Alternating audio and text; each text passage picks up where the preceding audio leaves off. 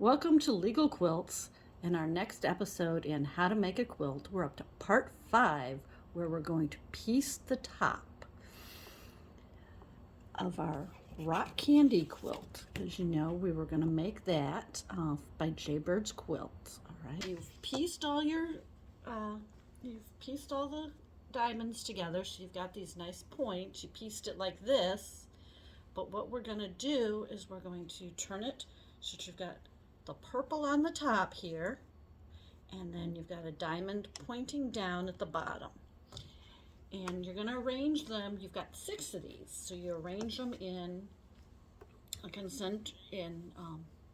hexagon. This is going to be a hexagon, and then you just take your pieces and you're going to move this a little bit so you can see what I'm doing. All right, you're going to take, so you've got these arranged. Now this is only half of it, and you'll see why in a second. So you've got this arranged in a half hexagon, and again, remember, no Y seams. So you're going to take your middle piece, and you're going to flip it over to the first one, and you're going to line up your points here. That's very important. Again, remember, don't stretch anything. When they're this size, you should probably put a little starch on them, just to help them maintain their shape. You don't want to stretch it, and then you just put it in, and again, maintaining that nice 1/8 of an inch. I'm sorry, 1/4 inch. I don't know. You just sew down, there we go, straight down from the upper corner, right down one side of the triangle to the point. Okay, and you can take it slow. This isn't a race. Slow and careful, matching up your seams and such.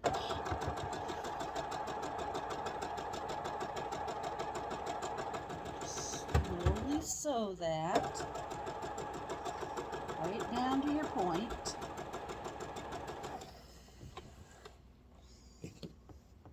And then, when you open it up, it looks like this. So you've got your nice seam here. And then you take your third piece, and remember, your larger piece always goes on the bottom, so that's the weight.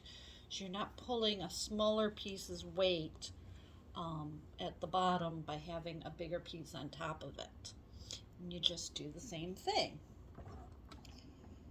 Now, the joys of doing it this way, you'll see in just a second. Let me just sew this. You do the same thing. Sew to your point here. Again, don't stretch it any more than we always normally do.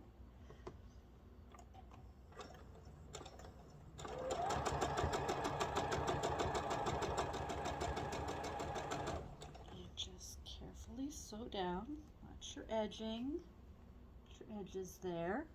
Just carefully sew down.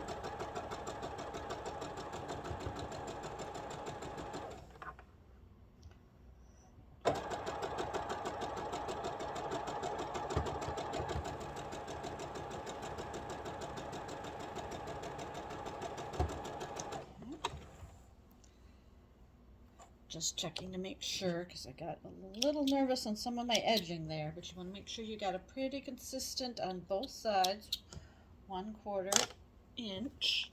So there you have half of a hexagon. Move this back a little bit. You can see you've got half your hexie here. And you do that then, same thing, lay out your other half, which I already did. So you've got 2 halves, and that's the beauty of this, is even though it's a hexagon, you're literally just matching your edges here, flipping it over and drawing and sewing one straight line right down the middle. If I did this right. Okay, just lay those on there. And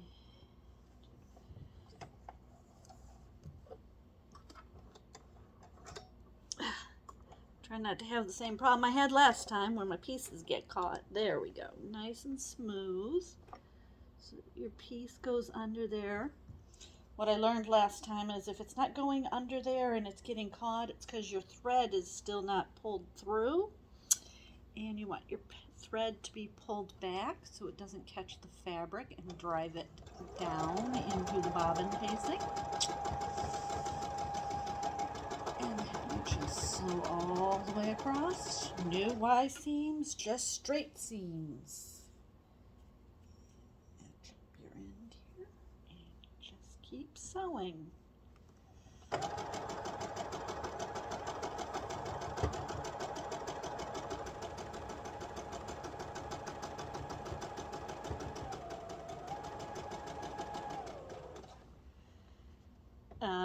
It's sounding anemic because my foot is coming off the pedal not well, not cleanly, and I'm not pressing down like I usually do. In fact, it's going, what's wrong? I'm not jamming the pedal to the floor. Just keep sewing straight all the way across the two halves.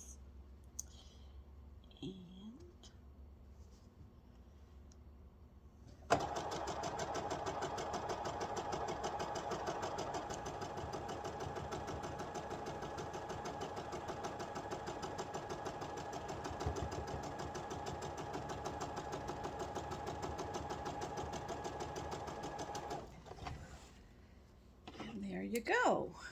It's one. Get all your ends cut here. And there you go. One piece. You can see it straight across. I do have that problem. Okay. Straight across. You've got one piece. All right. So you've got the one piece. You've just sewn it straight across. Get your two hexagons. Now I'm looking at this and I'm just going, wow, there's so many things you could do with this. Next time we'll put the borders on, next month. But this is basically your top, and I'm looking at this going, there are so many possibilities here. You can put your stars together at various points. You could use 3 colors and have your stars just going out in different colors. If you look, each row is a different color. And then you could do a whole quilt of this, which is a really big block. But right now you've got your table topper together, and that's that. So that went together really easy, and we're really moving along with this. So that's it for Legal Quilts this time.